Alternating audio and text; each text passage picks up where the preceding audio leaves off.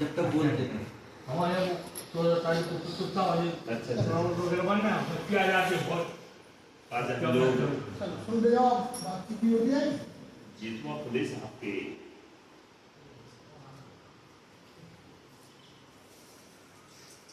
जन्मदिन के उपलक्ष्य में आदरणीय महामंत्री के यहाँ हुए हैं। पूजा करेंगे इसके लिए थोड़ी सी उनके परिवार को थोड़ी सी बहुत शुभकामनाएं। जीतवा फुले जी का जो योगदान है, अगर हम ज्योतिबा फुले जी के योगदान को देखें तो अंतरराष्ट्रीय पटल पर इनका योगदान माना जाता है। प्राचीन समय से आज तक भारत भूमि शिक्षा भूमि के नाम से जानी जाती है। सिंधु घाटी सभ्यता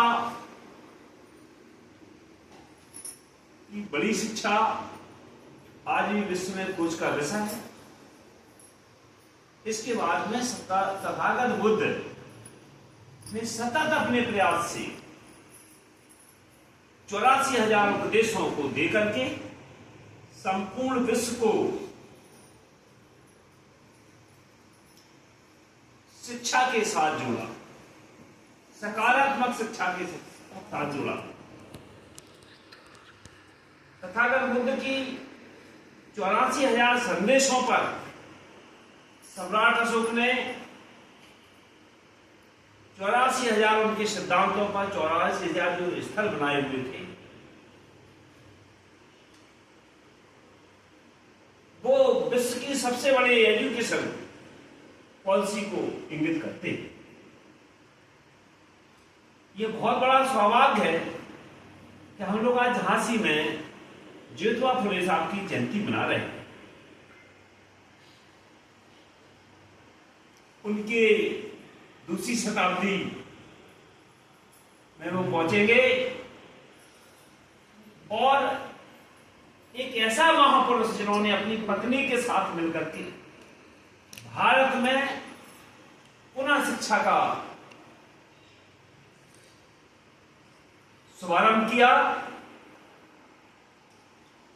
अंग्रेजों ने ज्योतिबा फुले साहब की जो एजुकेशन पॉलिसी थी उसको विश्व स्तरीय एजुकेशन पॉलिसी में समायोजित किया। आज अमेरिका हो, चाइना और जापान हो, ज्योतिबा साहब फुले की जो उस समय की एजुकेशन पॉलिसी है वो फॉलो कर रहे हैं। ज्योतिबा फुले साहब ने भारत में एग्रीकल्चर की जो स्थापना की थी, एग्रीकल्चर के मामले में रिसर्च की स्थापना उस समय 1848 में, ये बहुत बड़ी बात। 1 जनवरी 1848 को देश का पहला महिलाओं का विद्यालय खुला।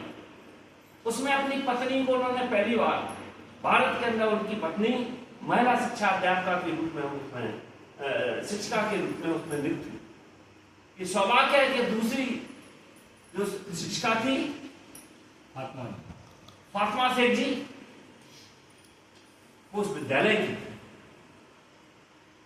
उनकी जो एजुकेशन पॉलिसी थी वो बहुत अच्छी थी। खासकर उन्होंने एग्रीकल्चर में रिसर्च इंस्टीट्यूट खोला था।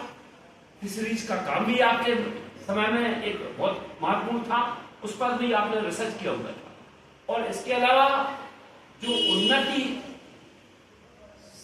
प्रजाति के बीज थे, यंत्र थे, और भारत में जो रूढ़ियां चल रही थी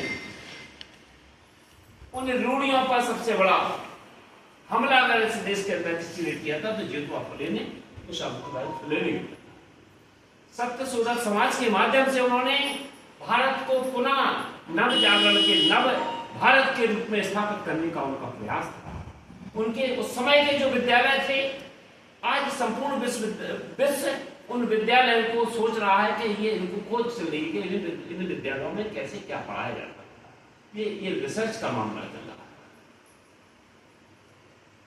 उनकी जो पत्नी थी सावित्रीबाई फुले, उन्होंने उस समय प्लेग रोगियों,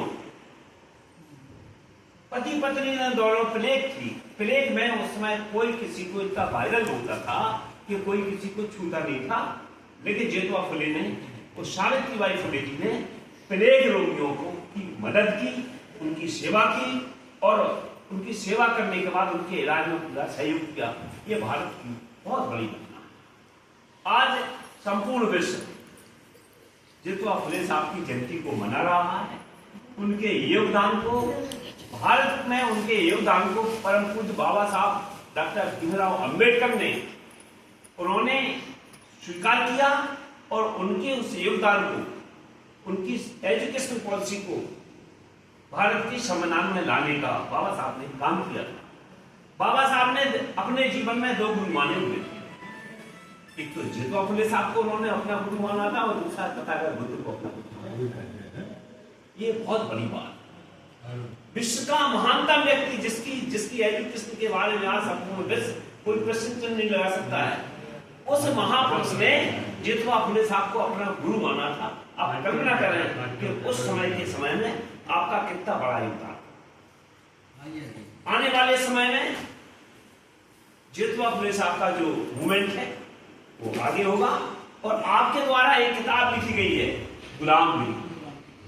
गुलामगिरी बहुत महत्वपूर्ण किताब है और जेठवा फुले साहब का जो मूवमेंट है, उनका जो योगदान है, भारत के अलावा संपूर्ण विश्व में आज भी आगे बढ़ रहा है।